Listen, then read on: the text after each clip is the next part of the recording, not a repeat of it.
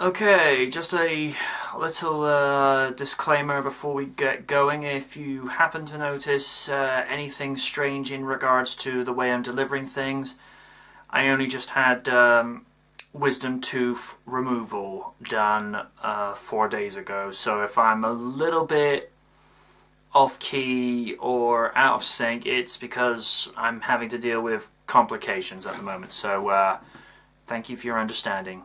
And on with the show. I have something to say. Brian is excited for the Rumble. He could talk about the authorities' on and off control issues, of them being out of power, and why they suck, which they do. But he won't do that. Instead, he allows 3 important men to come to the ring and get some important things off their chest. And out come Eric Rowan, Ryback, and Dolph Ziggler.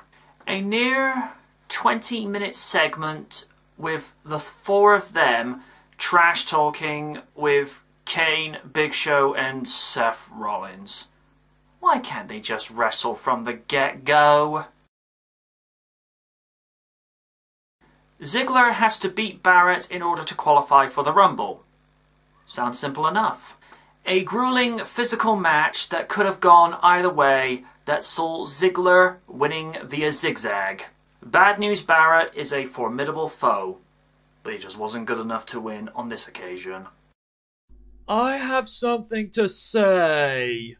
A short Roman Reigns interview where he says Big Show is an insecure giant and reminds us of what he is on a weekly basis, and he doesn't want his spot, he wants his own.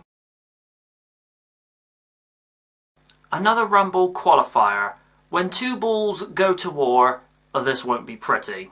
Rusev is all about dominating strength, and Ryback is pure smash mouth style. Kind of like Goldberg.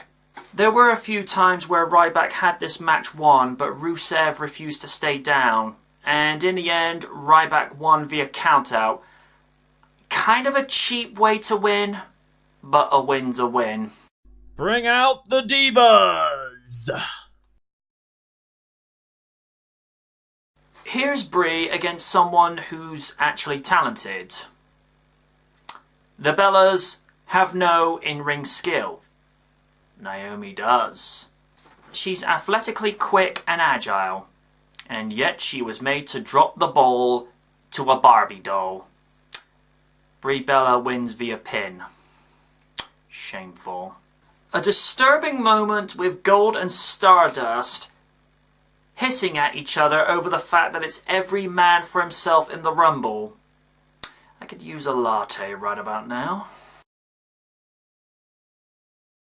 Like Ryback and Rusev, this was going to be brutal. After a hard match, Harper ended Eric's dream of entering the Rumble. I see payback down the line.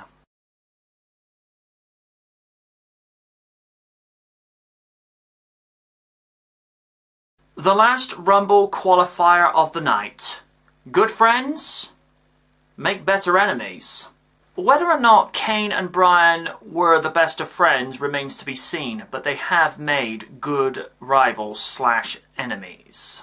A gruesome match which has pretty much been the motif with this evening, with interference from Kane's goons, J&J Security, with Bryan winning via pin and advancing to the 2015 Royal Rumble match. SmackDown ends with a melee of superstars brawling in the ring ahead of this Sunday's Rumble. SmackDown gets a C this week. And on to this year's Royal Rumble preview.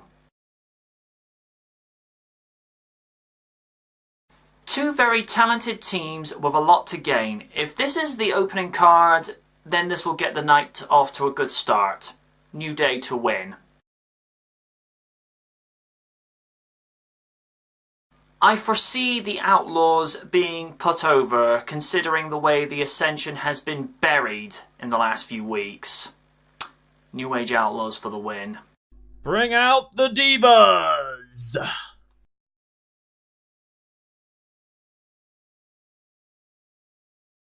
Mulligan. I'd like to talk about this considering it has Paige and Natty in it, but this also includes the Bellas. Need I go on?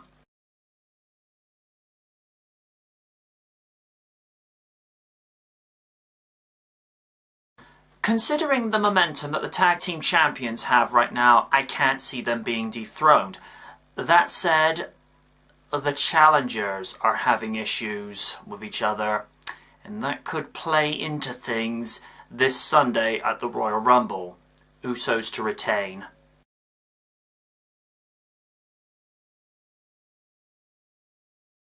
This is the first undisputed title match since Night of Champions in September, where Cena almost won his 16th world title, but it ended in disqualification because Seth Rollins decided to get involved.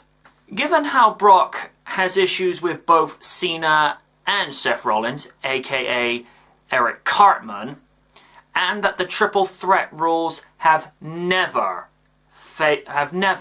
and ever will favour the champion going into this, I foresee an explosive contest with multiple near falls, but the result will see Cena winning the match, gaining his 13th WWE Championship and his 16th world title overall, tying with Ric Flair for the most amount of world championships in professional wrestling and sports entertainment history. It's going to happen. It had to be equaled sooner or later. But then again, what are the alternatives if you wanted to see it equaled? It's either Triple H or Randy Orton. I'd rather go with John Cena.